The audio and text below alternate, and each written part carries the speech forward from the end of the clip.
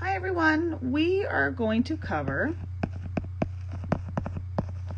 dihybrid crosses. So last week what we did is we did monohybrids. Monohybrids are only using one trait. You either have blue eyes or brown eyes. Maybe you have freckles, you don't have freckles.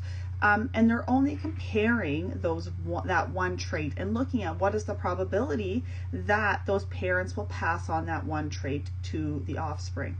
A dihybrid is going to take two different traits and look at the probability that those traits will go together. Okay, so the example I'm going to look at is we'll look at flowers. So what we would have looked at in the monohybrid is we have that one trait. Either that flower is red or it is white. So looking at the monohybrid, we need to identify a letter that matches each of these. And like I said in the previous video last week, it doesn't matter what letter we use. So it doesn't need to match the R's, the W's, but we just need to be able to distinguish the uppercase and the lowercase. So for this example, for simplicity's sake, I'm going to tell you red is a dominant color. So we are going to represent red by a big R. White, therefore, will be a little r. So moving forward, it's important that we understand that the flower color has to be represented by the same alleles. And what I mean by that is it's an uppercase R or a lowercase R or whatever letter you have chosen. But that color needs to be represented with those alleles as kind of that either or situation.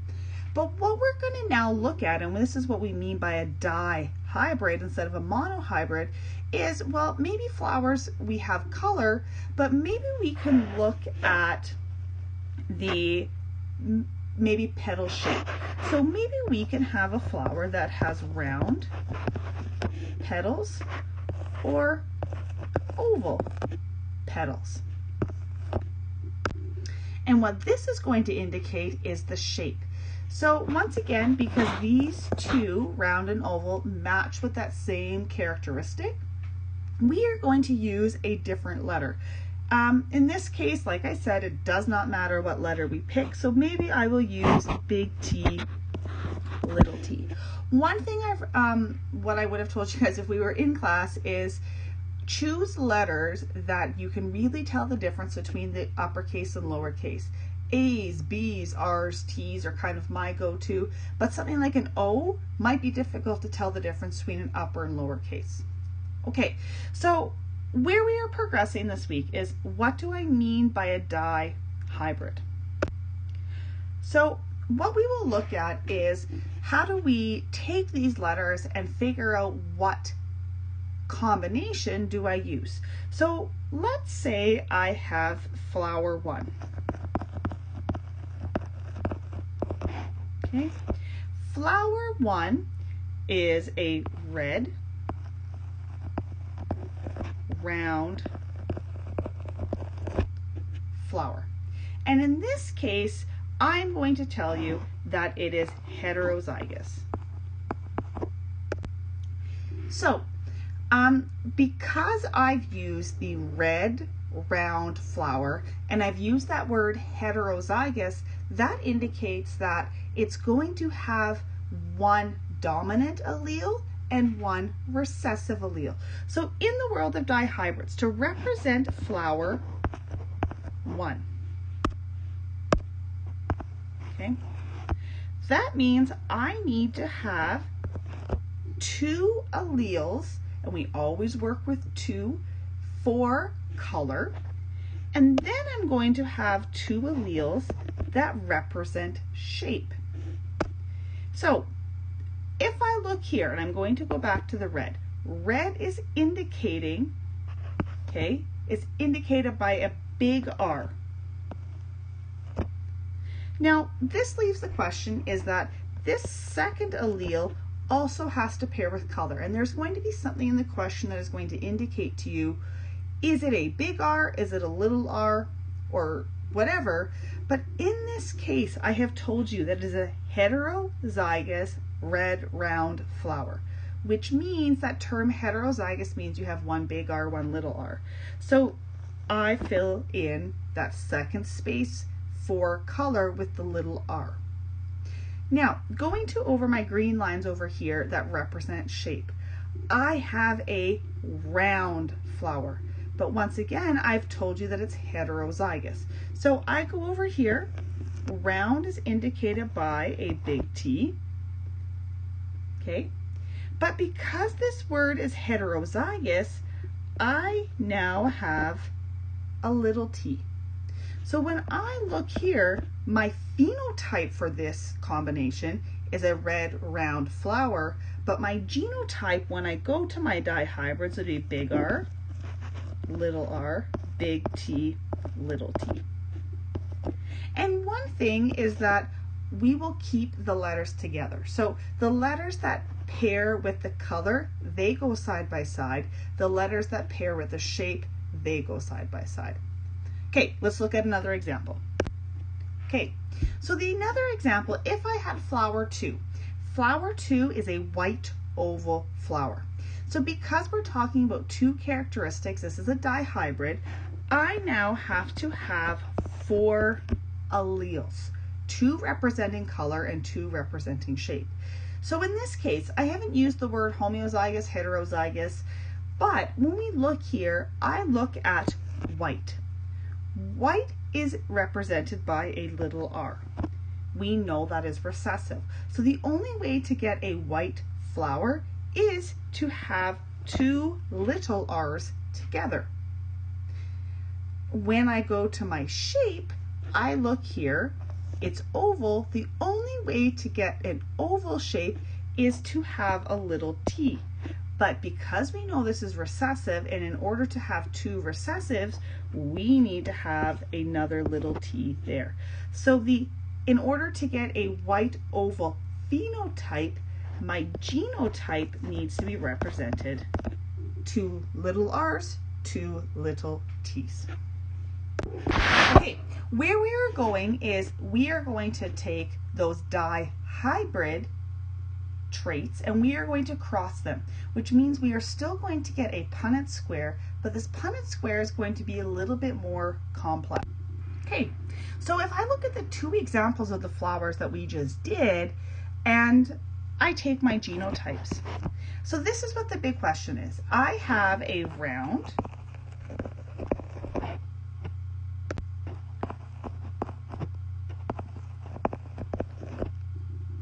and a red flower.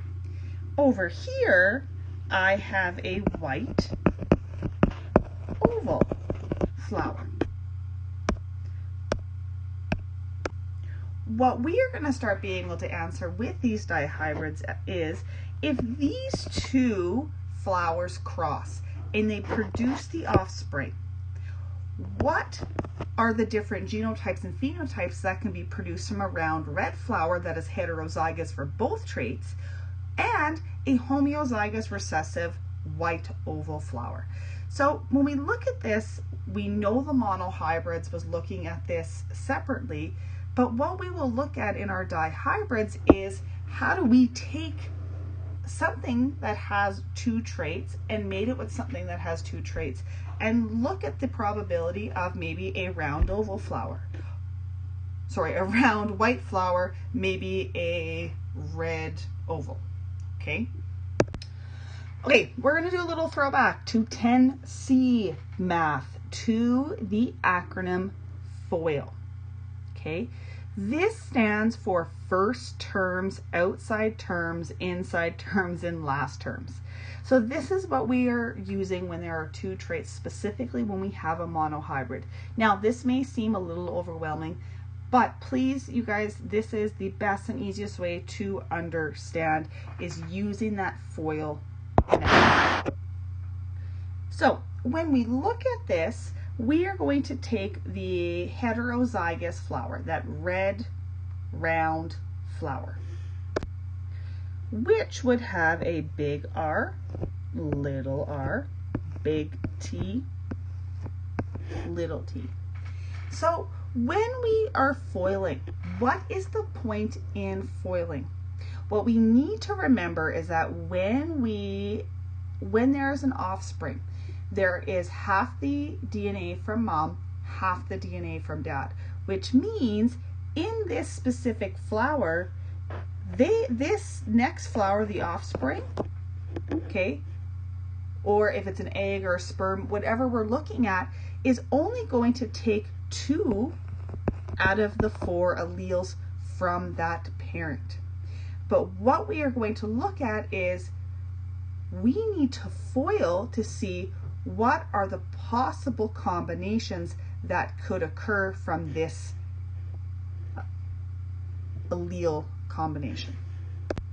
Okay, so when we foil, we are going to keep the R's together and the T's together.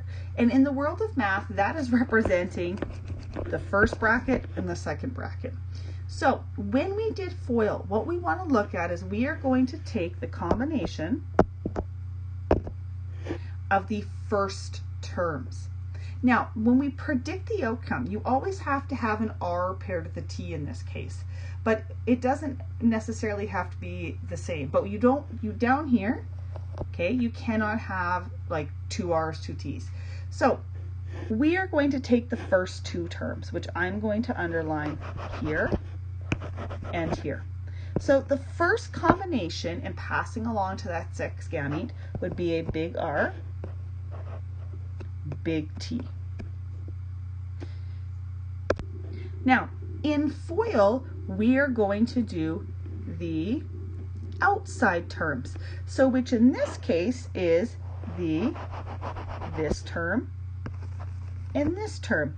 And I like to draw the rainbows. It kind of helps keep it organized. So the next possible allele combination I can get is big R, little t. Now, going back to the acronym, we use the inside terms. Now, these inside terms would be this little r and this t, and I continue my rainbow. The next combination is little r, big T, and then I go to the L, which stands for the last terms.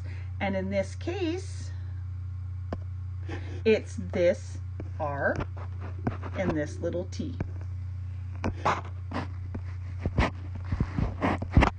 So when we look at this, and what is the purpose of foiling, is down here is the sex gametes, that we are going to get half of this DNA from our mom, which means when we look at these traits, these 4 are the possible combinations that can be passed on to that egg or that sperm. Okay, now let's look at the other flower combination. We had that flower combination as a homozygous recessive, which means it had 2 little r's, 2 little t's. And those are the 4 alleles that were present in that second flower.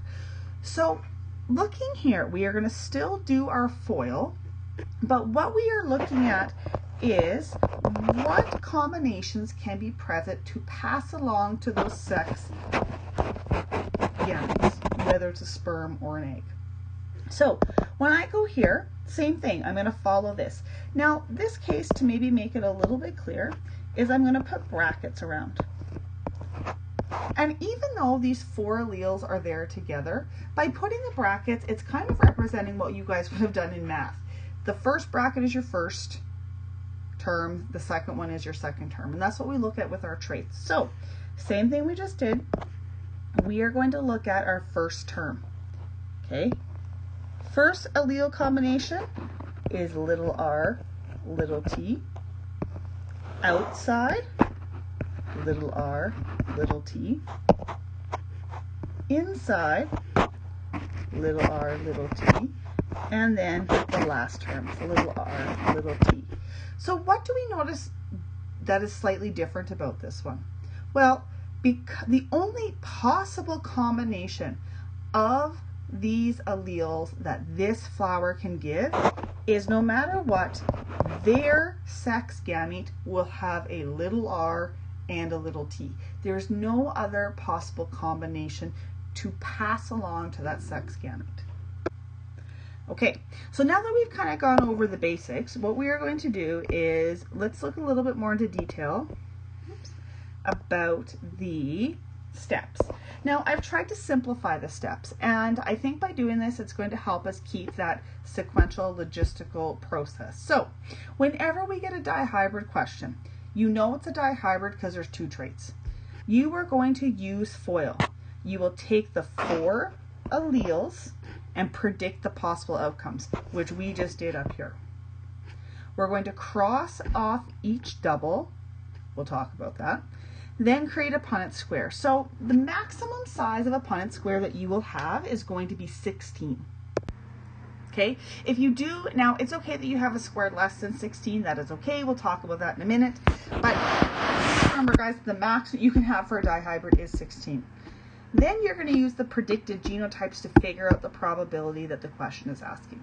So let's go to an example. It's sometimes easier to jump into an example, and we'll see how we are doing with it. Okay, so let's look at this first example. In tomatoes, red fruit is dominant to yellow, which is a little r. And tall plants are dominant to short plants. So right away, you guys, we know that this is a dihybrid question because there are 2 specific different traits. A plant that is heterozygous for both traits is crossed with a plant that is heterozygous for the gene encoding height, yet produces yellow fruit. So you read that, you're like, oh, there's so much information, but let's break this down because this is really not that difficult. So when we look, we know it's a dihybrid. So we know we have 4 alleles by 4 alleles. Okay, so let's look at the first questions. What are the phenotypes of the plants being crossed? So let's identify that first.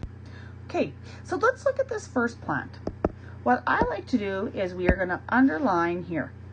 A red is dominant to yellow. So that is indicating that the big R is more dominant to the yellow, and tall are dominant to short. So that's good for us to understand. So what we can do is write our letters. We're dealing with big R, little r, big T, little t. Those are our possible choices. A plant that is heterozygous. So first of all, that word is important. That word heterozygous is indicating that they have 1 of each. So being heterozygous, that means that it's going to have 1 of each. So let's go back up to the lines here. Is that this plant, which I'm going to do in blue, is heterozygous for both traits. So which means, dealing with the R's, plant 1 has to have a big R, little r, but it's also heterozygous for the T trait, which means it has 1 big T, 1 little t. Now, let's go to the next one. Is crossed with a plant that is heterozygous for the gene encoding for height. So the gene that is encoding for height is represented by my T's. The heterozygous means it is 1 big T, 1 little t. And now, why did I write at the end?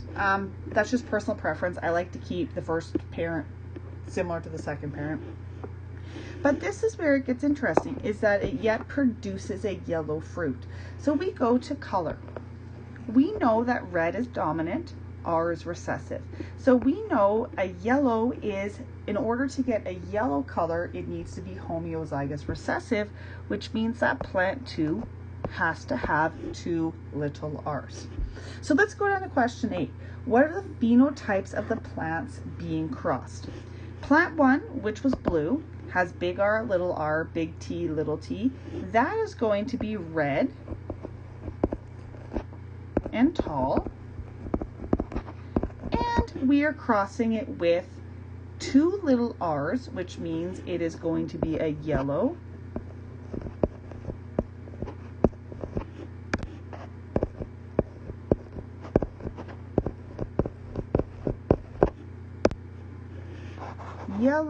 and that little t is your short. So that is how I get the phenotypes here. Now, going to the next question. What are the genotypes of the plants being crossed? Well, the genotypes we already did. So when we answer this question, you are just going to write that down, okay? Because the genotypes are the letters. Now, this is where it's going to get a little bit more complex. What are the genotypes of the plants? Oh, sorry. Construct a Punnett square to represent this cross. This is going to take a little bit of extra room. This is going to take our foiling process, but we've already gone over some basics, so it should not be that difficult for us. Okay, so when we go to create this Punnett square, the very first step that we are going to do is we are going to use foil, which is the first outside, inside, and last. So what we are going to do is you're going to foil each parent. So let's start with parent 1 over here. We are going to break these up into terms, just like kind of we use in our math. So I will break up the R's here and the T's here. So what we are looking at is what are our possible outcomes for the sex gametes produced by this genotype, okay, these alleles that are present. So very first thing, we are going to do the first terms, which is going to be represented by this big R and big T. Sometimes, you guys, we like to do the rainbow, okay, big R, big T. We then go to the outside terms. Remember that we've broken them up into R's and T's. So here, these two are the outsides. I have a big R, little t. I go to the insides, which is this little r and little t here. Sorry, little r and big T. And then I'm going to go to my last terms, which is this r and this little t. So what I have now are the 4 possible outcomes that this parent 1 or this plant is able to give to its offspring. Okay, so when I then go to my next one is we are going to do foil. Same thing, we're going to break up our R's and our T's, and we are going to look at the first term. So our first term is represented by this little r and this big T. So the first combination I can get from here is little r, big T. Because remember, we're only looking at half of the alleles can be passed on to that next parent because half the DNA comes from each of our parents. So that's what we're looking at here. Now, we're then going to go to our outside terms. Okay, this little r, little t. Our insides would be this little r and this big T. And then we go to our last, which is this little r and this little t. Okay, so now that we have our very first step is we have foiled each of the genotypes of our parents. But what does that mean? We need to create a Punnett square. Now, if we go through the steps, one step that is going to save you a little bit of time is taking each parent. So let's go back to parent 1, okay? And we look at these possible combinations. So here I have big R, big T, big R, little t, little r, big T, little r, little t. None of the combinations from this parent are repeated, which means that all of these are possible to be passed on to the next generation or the offspring. So when we create our Punnett square, and this is where it's going to get quite large, okay, is that what I'm going to do is I'm going to take my combinations and I'm going to write them here. Big R, big T, and this is from parent 1. Big R, little t, little r, big T, little r, little t.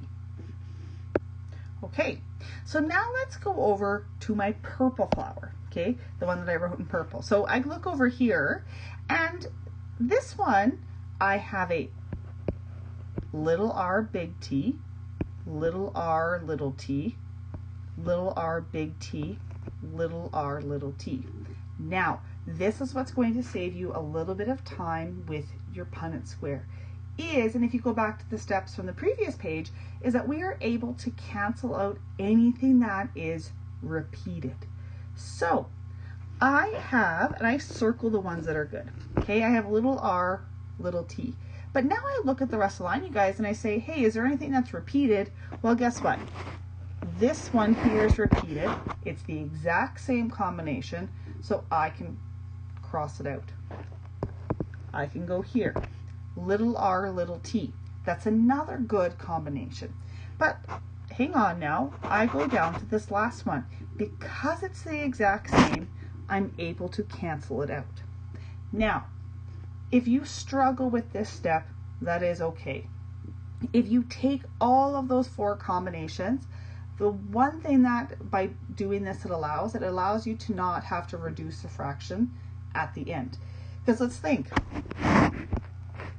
right? 1 out of 2 is the same as 2 out of 4. It's just that reduced. So if you struggle with that concept, it is okay because we have the ability to not cancel those out. But this is the way that I tend to do it. So what we are going to do is take those outcomes from parent 2 and we're going to put those down here.